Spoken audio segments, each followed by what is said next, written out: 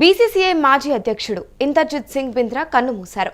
భారత్ క్రికెట్కు చిరస్మరణీయ సేవలు అందించిన బింద్రా 1999 నుంచి 2002 వరకు, 2005 నుంచి 2008 వరకు రెండుసార్లు బీసీసీఐ అధ్యక్షుడిగా సేవలను అందించారు. భారత్ క్రికెట్ పలు కీలక మార్పులకు నాంది పలికారు బింద్రా.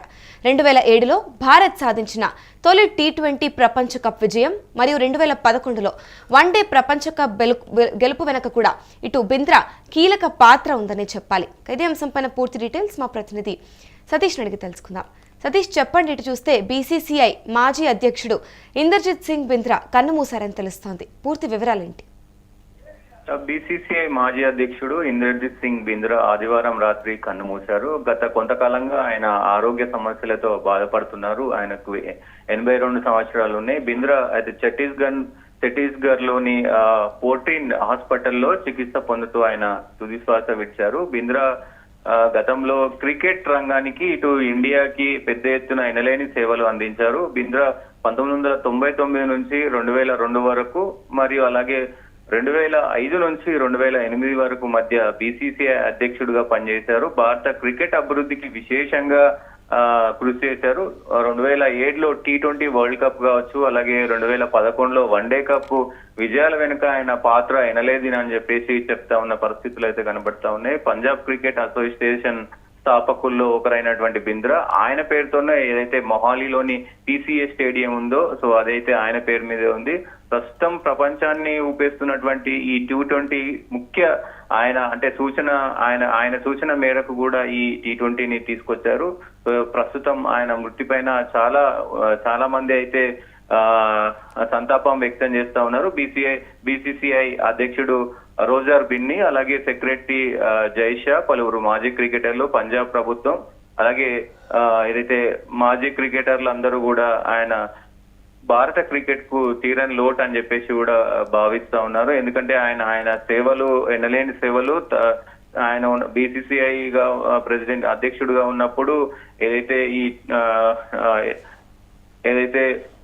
ఆయన అధ్యక్షుడిగా ఉన్న సమయంలో ముఖ్యంగా పలు కీలక డిసిషన్ తీసుకోవడం కావచ్చు, పలు సూచనలు చేయడం కావచ్చు, వాటిని కమిట్మెంట్ చేపియడం కావచ్చు, క్రికెటర్లకి ఈ స్పోర్ట్స్ పైన అంటే క్రికెట్ పైన పెద్ద ఎత్తున అవగాహన కల్పించడం కావచ్చు, ఇట్లాంటి విషయాల్లో ఆయన పెద్ద ఎత్తున ముఖ్యంగా కీలకంగా పనిచేశారు. ఏదైతే 1999లో ముఖ్యంంగా అప్పుడు కావచ్చు, అదే 2008లో ఈ మధ్య కాలంలోనే క్రికెట్ కి ఎనలేని గుర్తింపు అనేది వచ్చింది. అంటే గతంలో 1983లో మనం భారతదేశం ప్రపంచ కప్ గెలిచినప్పటికీ కూడా అప్పుడు ఉన్నటువంటి ఈ టెక్నాలజీ కావచ్చు, ఈ వనరులు కావచ్చు అప్పుడు ఇండియా దగ్గర తక్కువగా ఉన్నాయి.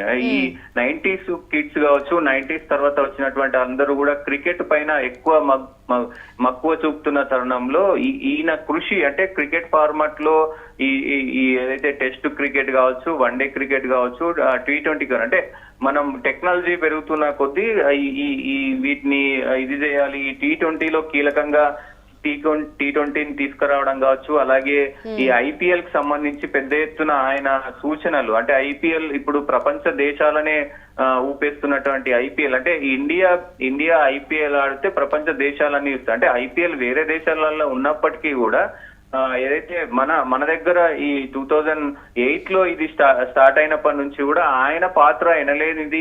అంటే ముఖ్యంగా మనం టీ20 గురించి మాట్లాడుకున్నప్పటికీ కూడా 2007లో ఏదైతే భారత్ సాధించిన తొలి టీ20 ప్రపంచ కప్ లో విజయం వెనక కూడా ఆయన పాత్ర పెద్ద మొత్తంగానే ఉందని చెప్పాలి. దీని గురించి ఏమంటారు?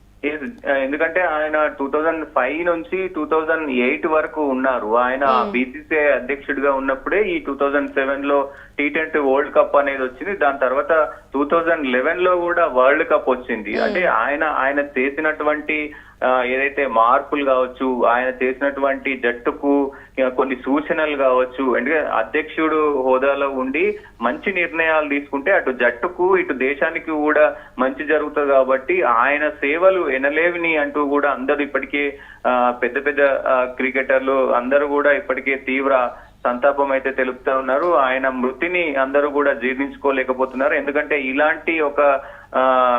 ఇలాంటి ఒక క్రికెటర్ ను మిస్ అయ్యారు, ఇలాంటి ఒక అధ్యక్షుడిని మిస్ అయ్యారు అంటూ కూడా పెద్ద ఎత్తున ఎక్స్ లో పోస్టులు పెడుతున్నారు, ఓం శాంతి రిప్ అని పోస్టులు పెడుతున్న పరిస్థితులు కనబడుతున్నాయి. సో ఆయన సేవలు ముఖ్యంగా T20 ఇప్పుడున్న జనరేషన్ కి T20 ఎలా ఉపయోగపడుతుందో అనేది ఆయన కీలక సూచనలు అంటే చేశారు. యువ ఆటగాళ్లను కూడా ప్రోత్సహించడంలో ఎటువంటి విధానాన్ని వాడేవారంటారు బింద్రా? అంటే ముఖ్యంగా ఇప్పుడు ఉన్నటువంటి యువరాజ్ సింగ్ లాంటి బ్యాటర్లు కావచ్చు, సురేష్ రైనా కావచ్చు, ఇట్లా అంటే 90s తర్వాత అంటే గంగూలీ, సచిన్, సెహ్వాగ్ వీళ్ళ తర్వాత ఎవరైతే జట్టులోకి రావాలనుకుంటున్నారో వాళ్ళకి చిన్నప్పటి నుంచే అండర్-16, అండర్-19 అక్కడి నుంచే ఆయన కొన్ని సూచనలు చేసేవారు. అలాగే ముఖ్యంగా యువ ఆటగాళ్లను ప్రోత్సహించడంలో గంగూలీకి పలు సూచనలు చేసింది కూడా ఈ బింద్రానే అని అంటా ఉన్నారు. ఎందుకంటే యువ ఆటగాళ్ళ గతంలో 1983 కావచ్చు, ఆ టైంలో యువ ఆటగాళ్లను ప్రోత్సహించడంలో టీం కొంచెం వెనుకబడి ఉండేది. అదే గంగూలీ కెప్టెన్సీ, ఎందుకంటే గంగూలీ 1999 నుంచి కూడా దాదాపు ఆయన గంగూలీ రిటైర్మెంట్ అయ్యేదాకా కూడా చాలా మార్పులు వచ్చాయి ఈ ఇండియా క్రికెట్ టీంలో. యువకులని జట్టులోకి తీసుకోవడం కావచ్చు, కొంచెం బ్యాటర్లకి, బౌలర్లకి స్వేచ్ఛ ఇవ్వడం కావచ్చు, ఫీల్డర్లకి స్వేచ్ఛ ఇవ్వడం కావచ్చు, ఇవన్నీ కూడా ఇక్కడ గంగూలీ కావచ్చు, ఇక్కడ బింద్రా కావచ్చు, వీళ్ళ ఆధ్వర్యంలోనే చాలా మార్పులు, అంటే దాదాపు 90% మార్పులు, అంటే జట్టుకి అనుకూలించే విషయాలన్నీ కూడా వీళ్ళ ఆధ్వర్యంలో జరిగింది. సో ఆ సమయంలోనే భారత జట్టు కూడా ప్రపంచానికి ధీటైన జట్టుగా కూడా ఇప్పుడు ప్రపంచం నెంబర్ 1 జట్టుగా ఎదిగిందంటే కారణం బింద్రా అని కూడా చెప్తా ఉన్నారు Amulya. Right, thank you Satish. చూసుకుంటే బీసీసీఐ మాజీ అధ్యక్షుడు ఇందర్జిత్ సింగ్ బింద్రా కన్నుమూశారు. భారత్ క్రికెట్ కు చిరస్మరణీయ సేవలను అందించారు బింద్రా. 2000 అక్కడ చూసుకుంటే 1999 నుంచి కూడా 2002 వరకు, ఇటు 2005 నుంచి 2008 వరకు 2 సార్లు బీసీసీఐ అధ్యక్షుడిగా సేవలను అందించారు. భారత్ క్రికెట్ పలు కీలక మార్పులకు కూడా నాంది పలికారు. 2007లో భారత్ సాధించిన తొలి T20 ప్రపంచ కప్ విజయం, 2011 వన్డే ప్రపంచ కప్ గెలుపు వెనుక బింద్రా కీలక పాత్ర ఉంది.